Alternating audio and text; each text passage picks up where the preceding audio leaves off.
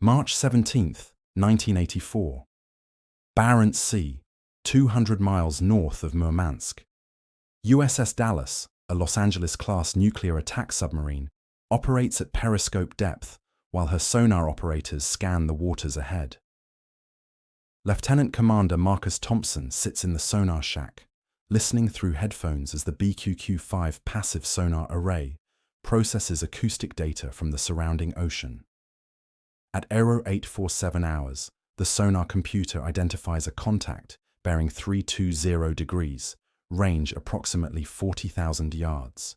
The acoustic signature matches a Soviet Victor III class submarine departing Polyarny Naval Base on routine patrol. Thompson alerts the commanding officer, Commander Daniel McKee. Dallas turns toward the contact and increases speed to 20 knots. The Los Angeles-class submarine closes the distance while maintaining acoustic stealth, her sound-dampening systems ensuring that Soviet sonar cannot detect her approach. At 15,000 yards, Dallas's sonar operators confirm the target identity. Victor III hull number confirmed through acoustic signature database matching. The Soviet submarine proceeds northeast at 18 knots, running submerged at approximately 300 feet depth. Dallas closes to 2,000 yards and assumes a trailing position directly astern of the Victor III. At this range, American sonar operators can hear everything happening inside the Soviet submarine. They hear machinery running, crew members talking, hatches closing, even the distinctive sounds of the Soviet submarine's toilet system in operation. The acoustic intelligence is so detailed that Dallas's crew can identify when the Soviet submarine changes watch sections by recognizing different voices in the control room. The Victor III continues its patrol, completely unaware of the American submarine trailing 2,000 yards behind. For 14 days, Dallas maintains this trail. The Soviet submarine proceeds through its assigned patrol area, conducting routine operations, while an American submarine records every acoustic signature, every maneuver, every tactical procedure. Soviet sonar operators occasionally activate active sonar, sending loud pings through the water that accomplish nothing except confirming to the Americans that the Soviets still cannot detect Dallas's presence. On March 31st, the Victor III turns back toward Polyarny, concluding its patrol. Dallas follows all the way to Soviet territorial waters before breaking off and heading toward international waters. When that Victor III crew debriefed at Polyarny Naval Base, they reported a routine patrol with no unusual contacts. Soviet naval intelligence later informed them that an American Los Angeles-class submarine had trailed them for their entire 2-week patrol. The Victor III crew initially refused to believe this assessment. Their sonar had detected nothing. They had employed proper acoustic search procedures. Their submarine represented the Soviet Union's quietest design, incorporating titanium construction and advanced machinery silencing.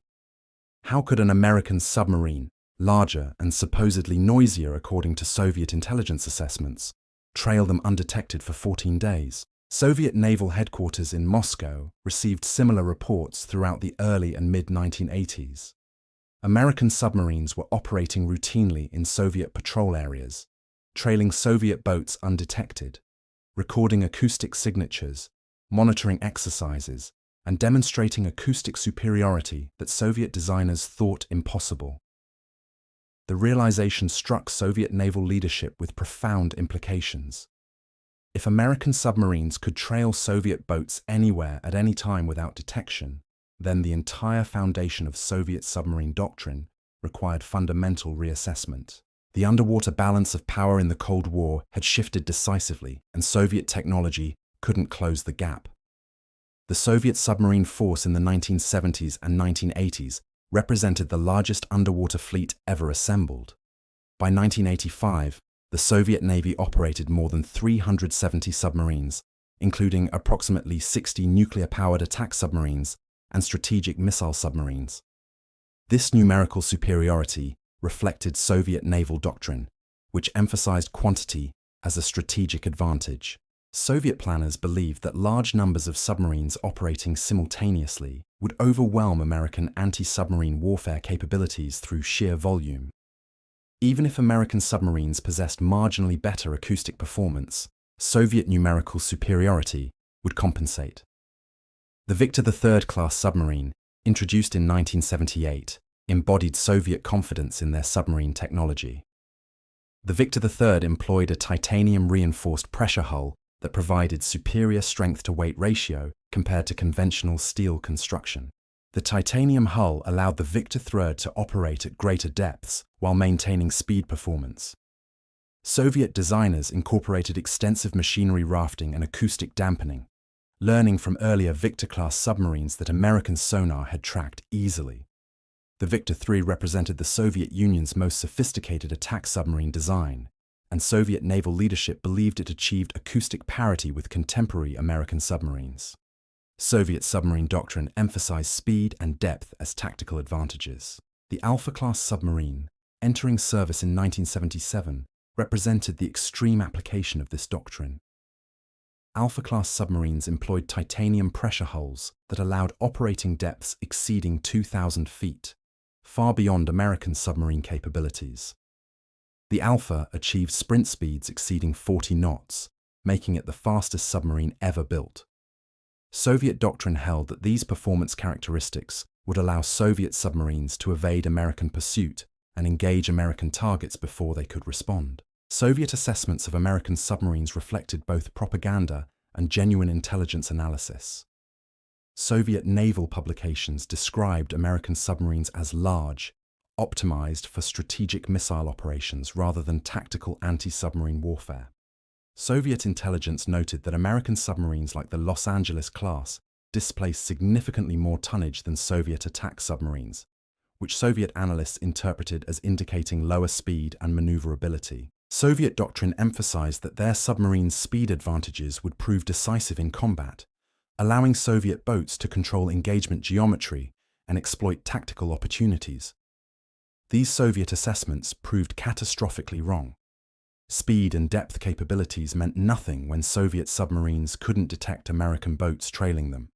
The acoustic superiority that Los Angeles-class submarines achieved rendered Soviet tactical doctrine obsolete before Soviet commanders understood what they faced. The Los Angeles-class attack submarine emerged from specific US Navy requirements established in the late 1960s. The Navy needed a fast attack submarine capable of hunting Soviet submarines, protecting American carrier battle groups, conducting intelligence operations in Soviet waters, and if necessary, engaging Soviet ballistic missile submarines before they could launch their weapons. The submarine needed sufficient speed to keep pace with carrier battle groups while maintaining acoustic stealth that allowed effective hunting operations. These requirements drove development of what became the most successful nuclear submarine design in history. Newport News Shipbuilding and Electric Boat began Los Angeles-class construction in 1972, with USS Los Angeles commissioning in November 1976. The design displaced 6,900 tons submerged, measured 360 feet in length, and employed a single S6G pressurized water reactor generating 35,000 shaft horsepower. This power plant enabled sustained speeds exceeding 30 knots, while maintaining acoustic signatures far quieter than Soviet submarines could achieve at comparable speeds. The combination of speed and silence gave Los Angeles-class submarines decisive tactical advantages. The BQQ-5 sonar suite represented revolutionary advancement in underwater acoustic detection. The system employed a large bow-mounted spherical array containing thousands of individual hydrophones arranged to provide comprehensive acoustic coverage. Sophisticated computer processing analyzed the acoustic data in real time, automatically identifying contacts, classifying targets, and providing fire control solutions. The BQQ-5 could detect submarines at ranges where Soviet sonar systems couldn't even distinguish targets from background ocean noise. Later, Los Angeles-class boats added TB-16 and TB-23 towed arrays that extended detection range even further, trailing passive sensors behind the submarine on long cables that remained isolated from the submarine's own acoustic signature. Acoustic silencing throughout the Los Angeles-class design reflected American understanding that underwater combat success depended primarily on detecting enemies before they detected you. Engineers rafted all major machinery on sound-dampening mounts that isolated vibration from the pressure hull. The reactor cooling system employed sophisticated circulation designs that minimized turbulent flow noise. The 7-blade propeller, carefully shaped with skewed blade angles, reduced cavitation that created acoustic signatures. External anechoic coating absorbed active sonar pings, reducing the submarine's detectability to Soviet active sonar systems. Every system, every component, every design decision prioritized acoustic stealth. The Navy built 62 Los Angeles-class submarines between 1976 and 1996, making it the largest nuclear submarine class ever constructed. This production run demonstrated American industrial capacity to sustain sophisticated shipbuilding programs over decades while maintaining consistent quality. Each submarine cost approximately $900 million in 1990s dollars, representing enormous investment that American economic strength could sustain, but Soviet economic weakness could not match at comparable quality levels. Los Angeles-class submarines carried Mk-48 torpedoes, the most sophisticated underwater weapons in the world. The Mk-48 employed active and passive acoustic homing, could reach speeds exceeding 55 knots, and carried sufficient explosive power to disable any submarine with a single hit. Later, Los Angeles-class boats added capability to launch Tomahawk cruise missiles and Harpoon anti-ship missiles from their torpedo tubes, giving them strike capability against surface ships and land targets.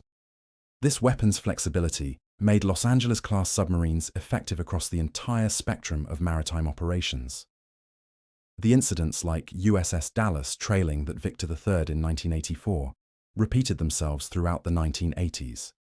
USS Boston trailed an Akula-class submarine from Murmansk to the Mediterranean Sea in 1987, maintaining contact for 32 days across more than 6,000 miles.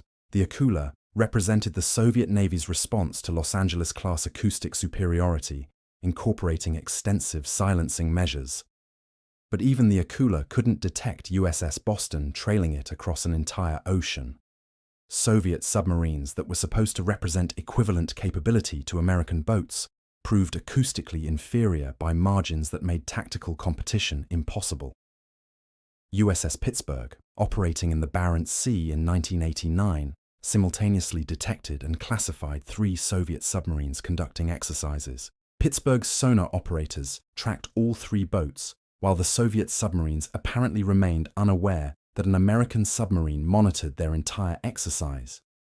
Soviet commanders conducting the exercise believed they were training in waters secured by their own submarine patrols. In reality, an American submarine observed everything while remaining completely undetected. The intelligence gathered from these operations provided American naval planners with comprehensive understanding of Soviet submarine tactics, capabilities, and limitations.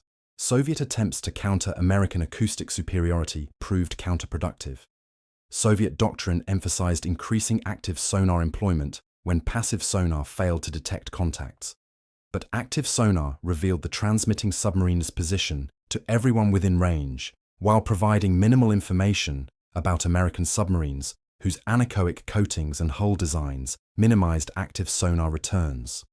Soviet submarines that went active essentially announced their positions to American submarines that remained silent and undetectable. American sonar operators referred to Soviet active sonar employment as rattling their sabers. Loud, threatening sounding, and ultimately ineffective. The acoustic intelligence American submarines gathered proved remarkably detailed. US sonar operators could hear Soviet crews conducting routine operations inside their submarines. One Los Angeles-class sonar operator reported hearing Soviet submariners arguing about who had drunk the last of the coffee during a trail that lasted 2 weeks. American operators could identify when Soviet submarines rigged for quiet running by listening to machinery being secured and crew members moving more carefully. They could hear Soviet sonar operators adjusting their equipment, hear Soviet commanding officers giving orders, hear everything that Soviet crews assumed remained secret within their pressure hulls. This acoustic penetration extended to mechanical systems. American sonar operators could identify specific machinery by sound, determining when Soviet submarines employed full propulsion power, when they used auxiliary systems, when they conducted maintenance activities. They learned to recognize individual Soviet submarines by their unique acoustic signatures, identifying specific boats by distinctive sounds from propellers, reduction gears, or other machinery. Soviet submarines that Soviet crews believed were acoustically identical to other boats in their class revealed individual characteristics that American sonar databases catalogued and exploited. Soviet countermeasures consistently failed to achieve their objectives. When Soviet submarines increased speed, attempting to outrun pursuing American boats, they generated more noise that made them easier to track. When Soviet submarines dove deep, attempting to exploit depth advantages, American passive sonar followed them throughout the water column. When Soviet submarines attempted tactical maneuvers to break contact, American submarines with superior speed and maneuverability maintained position. Soviet submarine commanders discovered that nothing in their tactical doctrine worked against opponents. They couldn't detect, but who detected them effortlessly. The reasons for Soviet acoustic inferiority extended beyond simple technology gaps. Soviet manufacturing precision lagged behind American standards substantially. Pressure hull construction required extremely precise metalworking to minimize hull irregularities that caused turbulent water flow and acoustic noise. American shipyards achieved tolerances measured in thousandths of inches across hull sections hundreds of feet long. Soviet shipyards operated with looser tolerances that resulted in rougher hull surfaces and increased acoustic signatures. The difference between American and Soviet pressure hull quality was measurable in decibels of acoustic signature. Propeller technology illustrated manufacturing disparities particularly clearly. American submarines employed 7-blade skewed propellers with complex 3-dimensional blade geometries designed to minimize cavitation. Manufacturing these propellers required sophisticated 5-axis milling machines and quality control processes that detected minute deviations from specifications. Soviet submarines employed simpler 5-blade propellers with conventional blade geometries because Soviet manufacturing couldn't produce more sophisticated designs reliably. The propeller technology gap alone contributed several decibels of difference in acoustic signatures, enough to determine whether a submarine remained undetectable or announced its presence to enemy sonar. Computerized sonar processing gave American submarines decisive advantages in acoustic detection and classification. The BQQ-5 sonar system employed digital signal processing that could extract weak acoustic signals from background ocean noise through sophisticated filtering algorithms. Soviet sonar systems relied primarily on analog processing that required sonar operators to identify contacts manually by listening through headphones. American computers could detect contacts that Soviet operators would never hear. American automation allowed single operators to monitor multiple sonar arrays simultaneously, while Soviet systems required dedicated operators for each sonar function. The technology gap meant that American submarines detected Soviet boats first in virtually every encounter, and detecting first determined outcome in underwater combat. Training differences compounded technology disparities. U.S. Navy submarine crews practiced silent running constantly, understanding that acoustic stealth represented their primary defense and their primary tactical advantage. American submarine commanders understood every sound their boats made and how to minimize those sounds through careful systems management and crew discipline. Soviet submarine crews received less extensive training in acoustic signature management. Soviet doctrine emphasized speed and numbers rather than stealth, which meant Soviet crews never developed the acoustic discipline that American crews considered fundamental to submarine operations. The industrial-based differences between American and Soviet submarine construction proved equally important.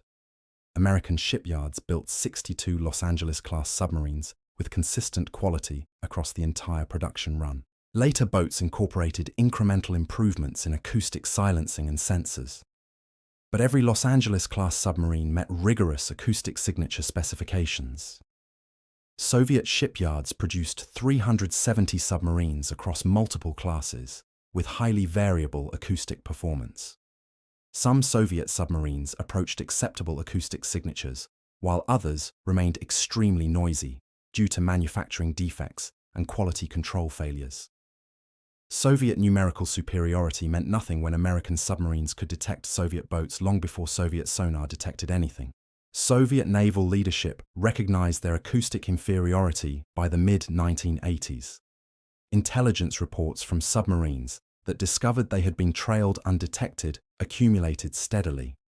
Soviet analysis of American submarine capabilities produced assessments that acknowledged substantial American advantages. But recognizing problems and solving them represented different challenges. The acoustic gap reflected systemic differences in manufacturing capability, electronic sophistication, and operational training that couldn't be addressed through incremental improvements to existing designs. Soviet submarine designers responded with the Akula-class attack submarine, introduced in 1986. The Akula incorporated extensive acoustic silencing measures learned from analysis of American submarine design principles. Machinery rafting, propeller design, and hull construction all emphasized reduced acoustic signatures. The Akula represented genuine advancement over earlier Soviet designs and achieved acoustic performance approaching early Los Angeles-class boats. But by 1986, later Los Angeles-class submarines with improved silencing and towed arrays maintained acoustic superiority sufficient to detect Akulas before Akulas detected them. Soviet submarine design continued chasing American capabilities without ever catching up. The strategic implications extended beyond submarine versus submarine combat. American acoustic superiority meant that US Navy submarines could operate in Soviet waters with acceptable risk, while Soviet submarines faced catastrophic risk operating near American naval forces. American attack submarines could protect carrier battle groups by establishing acoustic barriers that Soviet submarines couldn't penetrate undetected. American submarines could conduct intelligence operations against Soviet naval facilities, recording acoustic signatures, monitoring exercises, and gathering information that informed American operational planning. Soviet submarines attempting similar operations against American forces faced substantially higher detection risk because American anti-submarine warfare forces could hear them coming from distances that provided ample warning and response time. Soviet ballistic missile submarines carrying nuclear weapons represented critical strategic assets that required protection from American attack submarines. Soviet naval doctrine called for establishing defensive bastions in Arctic waters, where Soviet attack submarines would prevent American submarines from reaching Soviet missile boats. But if American submarines could penetrate these bastions undetected, then Soviet ballistic missile submarines remained vulnerable, even in areas Soviet planners considered secured. The acoustic superiority that Los Angeles-class submarines demonstrated against Soviet attack boats applied equally to operations against Soviet missile submarines, creating strategic vulnerabilities that Soviet defenses couldn't adequately address. The Cold War ended in 1991, before these underwater advantages translated into actual combat, but the peacetime intelligence value proved enormous. American understanding of Soviet submarine capabilities, tactics, and limitations informed defense planning throughout the 1980s. American confidence that Soviet submarine forces could be contained and neutralized influenced strategic calculations about potential conflicts. Soviet recognition that their submarine forces operated at permanent acoustic disadvantage constrained their operational planning and reduced their confidence in their ability to counter American naval power effectively. 23. Los Angeles-class submarines remain in active US Navy service as of 2025, 49 years after the first boat commissioned. These submarines continue performing frontline missions despite their age because their fundamental design remains effective. Modern upgrades have replaced outdated electronics and weapons systems while preserving the acoustic silencing and speed characteristics that made the class successful. The longevity of the Los Angeles class reflects both the soundness of the original design and American ability to maintain and modernize sophisticated platforms over decades of service. Modern Russian submarines incorporate lessons learned from Cold War encounters with Los Angeles-class boats. The Yasen-class attack submarine, Russia's current frontline design, emphasizes acoustic silencing using design principles that American submarines pioneered decades earlier. Russian submarine designers acknowledge privately that they spent the 1990s and 2000s studying American acoustic signature reduction techniques and implementing Russian versions of American design approaches. The compliment implied by this imitation validates the Los Angeles-class acoustic superiority that shocked Soviet submarine forces in the 1980s. The story of Los Angeles-class submarine operations during the Cold War illustrates how technological sophistication and manufacturing quality create military advantages that numbers cannot overcome. Soviet submarine force numerical superiority meant nothing when Soviet boats couldn't detect American submarines trailing them. Soviet speed advantages proved irrelevant when American submarines detected Soviet boats at ranges where speed couldn't help. Soviet depth capabilities didn't matter when American sonar tracked Soviet submarines throughout the water column. The fundamental advantage of detecting enemies before they detected you determined underwater combat outcomes. And Los Angeles-class submarines possessed that advantage decisively. Soviets built the most numerous submarine force in world history, deploying hundreds of boats that represented enormous investment in resources and industrial capacity. America built a submarine force that hunted them all, trailing Soviet boats undetected, monitoring Soviet operations, and demonstrating acoustic superiority that Soviet technology couldn't match. When USS Dallas trailed that Victor III for 14 days in 1984, the incident represented not an exceptional achievement, but routine operations that Los Angeles-class submarines performed regularly throughout the 1980s. Soviet submarines that Soviet crews believed were the quietest in their fleet proved helplessly noisy to American sonar operators who could hear everything happening inside Soviet pressure hulls. That acoustic advantage determined the underwater balance of power in the Cold War, and the Los Angeles-class submarines that achieved it remain operational today, still effective after nearly half a century of service, still representing the submarine design that changed underwater warfare forever.